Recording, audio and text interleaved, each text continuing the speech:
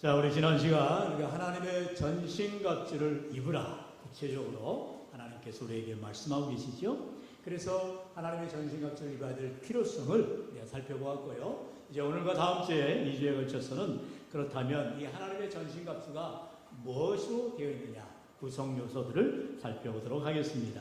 오늘은 4가지인데요. 먼저 진리의 허리띠, 또한 의의 신경, 평안의 복음에 준비한 신, 그리고 믿음의 방패에 대해서 말씀을 먼저 나누도록 하겠습니다. 우리 본문 14절에 보면은 제일 먼저 하나님의 전신갑주 가운데에 무엇이 제일 중요하냐 했을 때에 의의 진리의 뭐라고요? 허리띠. 왜냐하면 당시에 이제 사람들은, 우리가 오늘날에는 다 정장, 이제 양복을 입죠. 그리고 여성들도 물론 이제 이렇게 원피스로 예쁘게 입으신 분도 계시겠지만 이렇게 투피스로 보통 입고 다니십니다. 그런데 예전에는 남자든 여자든 다 통으로 짠 옷을 입었어요. 로마 시대 당시에 이제 초대교회의 모든 사람들은 그저 지금도 이랄 여러분 이렇게 중동 지방 사태들 보면 그 통으로 이렇게 여성들 온몸을 이렇게 부르카라 가리고 통으로 된 치마를 입고 있잖아요. 그게 전통 옷이에요. 그러다 보니까 옷이 치렁치렁하기도 하고, 또 특별히 이렇게 전쟁에 나아가는 군사라면 이렇게 그냥 통으로 된 옷을 입고 있으면 위험하죠. 그래서 제일 먼저 강조하고 있는 것이 허리띠로 졸라매라, 이렇게 말하고 있다는 거죠. 그러면 그 옷을 이제 갑옷이겠죠. 전쟁에 나아가는 군사들이 갑옷을 입을 때에 가장 중요한 건 허리띠를 말하고 있다는 것입니다. 그러면 여기에서 성경에서 말하는 우리 14절 바로 진리의 허리띠를 말하고 있는데, 이 진리의 허리띠는 무엇을 말하냐? 말 그대로 예수님 중심으로 살아가라라는 것이죠. 할렐루야. 우리가 요한복음 14장 6절 다 같이 시작. 예수께서 이르시되 내가 곧 길이요 진리요 생명이니 나로 말미암지 않고는 아버지께로 올 자가 없느니라. 아멘. 할렐루야. 진리 대신 예수님. 예수님이 바로 우리의 참된 진리의 허리띠가 되신다는 거죠. 우리의 군사들이 가장 중요한 바로 옷이 치렁치렁하거나 전쟁할 때 약점을 보여서 안 되는데 가장 중요한 바로 허리띠를 띠듯이 우리의 삶 가운데에도 악한 원수마귀를 대적하기 위해서 제일 먼저 진리 대신 예수님으로 무장하라 말하고 있습니다. 또한 성령이 바로 진리의 영이라 말하지요. 요한복음 14장 17절에 그런 진리의 영이라 세상은 능히 그를 받지 못하나니 이는 그를 보지도 못하고 알지도 못함이라. 그러나 너희는 그를 아나니 그는 너희와 함께 거하시며 또 너희 속에 계시겠습니다 말씀하고 있습니다. 예수님께서 이제 천국에 우리가 거할 처소를 예비하러 가신다 말씀하시면서 우리에게 또 다른 보혜사 바로 성령을 보내주셨습니다. 성령이 뭐라고요? 바로 요한복음 14장 17절에 말씀하듯이 진리의 영이라 말씀하고 있습니다. 따라합시다. 성령은 진리의 영입니다. 진리의 영입니다. 바로 진리이신 예수님을 밝히 알려주시는, 가르쳐주시는 영이 바로 성령이라는 것입니다. 여러분, 그렇기 때문에 말씀과 성령이 따로 놀 수가 없어요. 말씀이 곧 예수님이시고 그 말씀을 깨닫게 하는 진리의 영이 성령이시라는 거죠. 그렇기 때문에 우리가 말씀을 읽을 때에 성령의 도우심을 구해야 되는 거예요. 내가 내 머리로, 내 생각으로, 내 지식으로 말씀을 이해하는 것이 아니라 성령 하나님 깨닫게 해주세요. 알게 해주세요. 이 말씀을 내 마음에 심게 해주세요라고 간구할 때 성령 하나님께서 우리를 깨닫게 해주시는 줄로 믿습니다. 바로 이처럼 우리가 악한 원수마귀를 싸워나갈 때에 진리의 허리띠, 바로 예수님으로 무장하고 성령으로 무장하고 늘 말씀을 붙들고 나아갈 때 승리하는 귀한 삶이 된다 말씀하고 있다는 것입니다. 그러므로 오늘도 우리가 생명의 말씀을 붙들고, 여러분 단 하루도 우리 하나님의 말씀이 없이는 살아갈 수가 없는 자들이 되어야 됩니다. 그러므로 언제나 하나님의 말씀을 가까이 하는 복된 삶이 되시기를 축원합니다. 두 번째로는요, 무엇으로 무장하라 말씀합니까? 의의 호신경으로 무장하라 말하고 있죠. 의의 호신경. 여러분, 호신경 말 그대로 가슴을, 심장을 보호하는 판박이를 말하죠. 이제 로마 군사들이 당시에 전쟁을 할 때에 이제 칼과 창으로 무장한 적군들이 공격해 올 거 아닙니까? 그러면 제일 먼저 목을 치려 할 거예요. 그런데 목은 이제 나중에 말씀이 나오지만 투구를 쓰고 있기 때문에 투구도 그냥 헬멧만 아니죠. 목까지 보호하는 이렇게 쇠붙이로 목까지 보호하는 것이 투구입니다. 그러니까 목을 함부로 칠 수가 없죠. 그러니 제일 먼저 가슴을 심장을 찌르러 가겠죠. 왜요? 심장은 생명과 직결되어 있는 거죠. 심장이 멈춰버리면 여러분 사람이 죽게 되는 거 아닙니까? 그런데 그 가장 중요한 본인의 심장을 보호하는 호신경을 붙이라는 거예요. 그러면 그 호신경이 뭐냐? 바로 의로 무장을 하라는 것입니다. 여러분, 의가 무엇일까요? 세상 사람들은 내가 바르게 산다, 내가 범법하지 않고 내가 법을 잘 지키며 살아간다, 의로운 자라고 말합니다. 그러나 성경에서 말하는 의는 그런 의와 다른 거죠. 바로 의로우신 분, 바로 예수 그리스도의 그 의를 힘입으라는 거죠. 그래서 믿음으로 의롭다라고 성경은 말씀하고 있다는 거죠. 오직 믿음으로 말미암는 의가 의의 호신경을 말하는 것입니다. 오늘 우리가 이 땅을 살아갈 때에 마귀는 우리를 늘 참소합니다. 참소한다는 게 뭐예요? 야, 너가 기도한다고 돼? 너가 전도한다고 돼? 너가 말씀 읽는다고 돼? 항상 우리를 이렇게 참소, 우리를 항상 관계로 넘어뜨리려고 흔드는 거예요. 그럴 때 의의 호신경, 예수 그리스도로 말미암은 의로 무장을 하면 어떠한 마귀의 참소도 우리는 이겨 나갈 수가 있다는 거죠. 내 의가 아니죠. 주님이 함께하여 주시니 주님의 의로 내가 무장하며 나아갈 때에 우리는 승리하는 귀한 삶을 살아가게 되어진다는 것입니다. 그러므로 여러분, 우리가 언제나 하나님의 말씀으로 무장하는 삶, 예수 그리스도로 무장하는 믿음의 삶을 반드시 살아가야 할 줄로 믿습니다.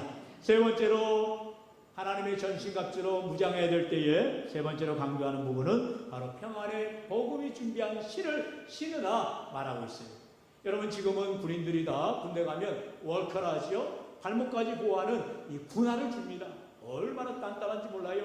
그래서 뭐 악천을 할지, 뭐 돌짝밭이 할지, 또 지뢰밭이 할지, 물론 지뢰밭에 가면 터져버리면 큰일 나겠죠. 이렇게 군인들은 자신의 발을 보호하기 위해서 군화를 잘 동여매고 신고 다닙니다.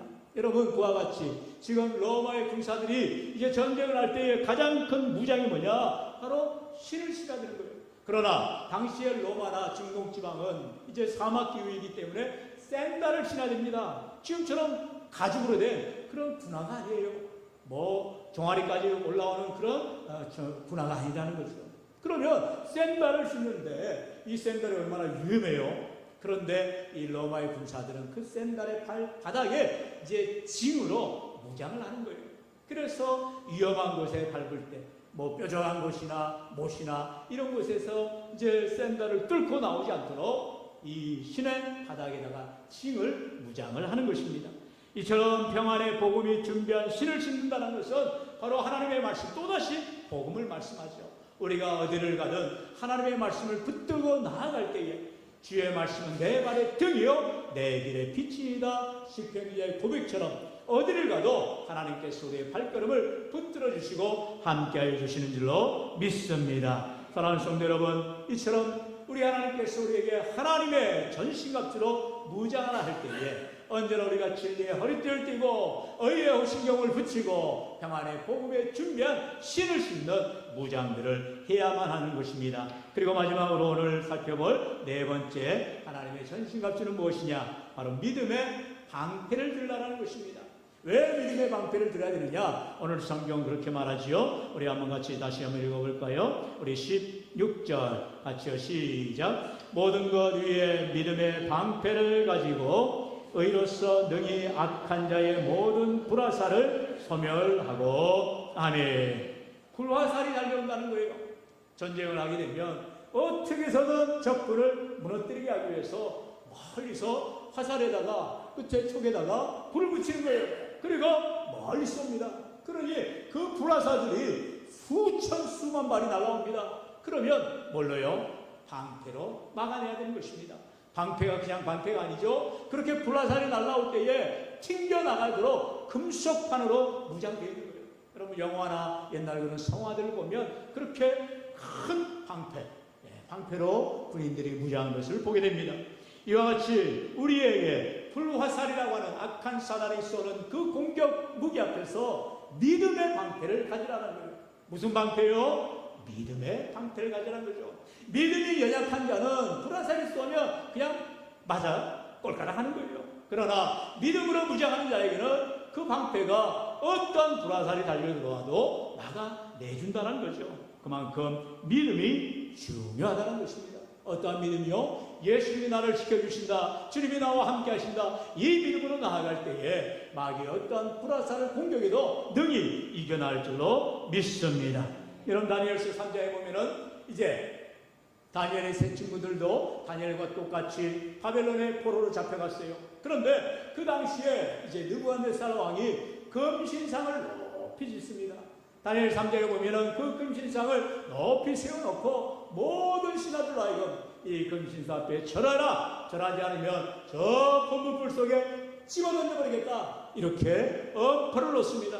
그러니까 다들 느부갓네살을 존경하거나 그를 섬겨서가 아니라 풀무불 속에 던져준다 하니까 겁이 나서 살고 싶어서 다들 금신상 앞에 넋이 절을 하는 거예요. 그런데 여러분, 다니엘의 세 친구 사드락과 메삭과 아벳느고는 어떻게 합니까? 절대로 절하지 않겠다는 거예요. 하나님이 우리가 하나님 외에는 다른 신들을 섬기지 말라 했는데 어떻게 내 살기 위해서 금신상에 절하래요? 그러면서 거부하는 거예요. 그러면서 이제 하나님 우리를 지켜주실 뿐만 아니라 그리 아니하실지라도 우리는 절하지 않겠다라는 귀한 믿음의 고백을 하지요. 우리 17절 18절 같이 읽어볼까요? 시작. 왕이여, 우리가 섬기는 하나님이 계시다면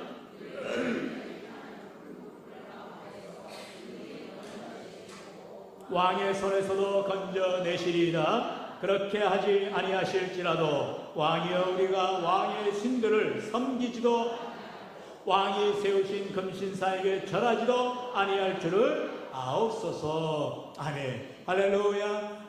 여러분, 우리 잘 아는 주기철 목사님이요, 일본 순사들에게 잡혀가서 모진 고통을 당하죠. 신사참배 안 한다고 설교할 때마다 일본의 신사 앞에 절하지 마세요, 우상 숭배입니다. 얼마나 대단해요. 그 시절은 어느 시절입니까? 일제치하의 시절입니다. 그럼에도 불구하고 산정교회에서 주기철 목사는 목에 핏대를 수용하면서 우상을 섬기지 마세요, 일제 신사 앞에 절하지 마세요. 그래서 결국 서대문 연구소에 끌려가는 거예요. 그러면서 그때 이야기했지요. 순사가 말합니다. 차 안에 서 있으니까, 너하고 나만 있으니까 살짝 거기에만 지금 우리 이제 남산에는 이제 남산 타워만 있잖아요. 옛날에 신사가 있었어요. 남산 조금만 바라봐라. 그럼 내가 너 신사 숭배하는 걸로, 이제 참배하는 걸로 인정해 주겠다. 얼마나 유혹이 오겠어요. 그러나 주기철 목사님 절대로, 내가 비록 나 혼자 지금 차에 타고 있지만 그럴 수 없느라, 그래서 모진 고통을 당하죠. 거꾸로 매달려서 고춧가루 물에 막 온 몸마다 다 뿜어져 나올 정도로 막 고문을 당하시고 손톱 발톱 다 뽑히시고 모든 고통을 당하시고, 그러면서도 목숨이 간달간달하여도 나는 주님밖에 없습니다. 나는 주님만 섬깁니다. 이 다니엘의 세 친구들과 같은 하나님만 의지하며 믿음으로 나아가는 이 주기철 목사님. 그런데요, 마지막 순교하시기 전에 그런 말씀하신 게 1화에 나오잖아요. 이제 처형받으러 이제 가기 전에 나다 순교 한 그릇 먹고 싶다, 나다 순교 한 그릇 먹고 싶다, 그런 말을 하더라는 거예요. 여러분, 주기철 목사님도 정말로 편안하게 따뜻하게 좋은 곳에 편히 있기를 원하지 않았겠어요? 따뜻한 순교 한 그릇이 그렇게 그립다는 거예요. 그러나 그럼에도 불구하고 여전히 주기철 목사님은 일제 침략에서 하나님을 믿는 믿음을 잃지 않고 끝까지 순교의 이슬로 살아주신 것입니다. 오늘 저와 여러분이 불과 100여 년 전입니다. 우리 신앙의 선조들이 그렇게 믿음으로 담대히 나아갔기 때문에 오늘날 이와 같은 우리나라 지금 선진국 반열에 올라갔다 하잖아요. 엄청난 복을 우리 하나님 우리에게 주시는 것입니다. 그렇다면 오늘 우리가 현재를 살아가면서 다음 세대들에게 우리가 이런 믿음의 유산을 반드시 남겨야 되지 않겠습니까? 믿음의 방패로 잘 무장하는 우리 모두가 되어야 할 줄로 믿습니다. 히브리서 11장에 보면은 이 모든 사람들이 다 한마디로 믿음으로 살았다는 거예요. 오늘 저와 여러분이 하나님 앞에 내놓을 것 믿음밖에 없는 거예요. 정말로 하나님, 내가 주님을 섬깁니다. 주님을 사랑합니다. 주님을 믿습니다. 믿음으로 무장하며 나아갈 때 어떠한 원수마귀의 괴계에도 우리는 넘어지지 않는 귀한 삶이 되어질 줄로 믿습니다. 아까 우리 다니엘 3장에서 그렇게 이제 세 친구들이 풀무불 속에 던져지잖아요.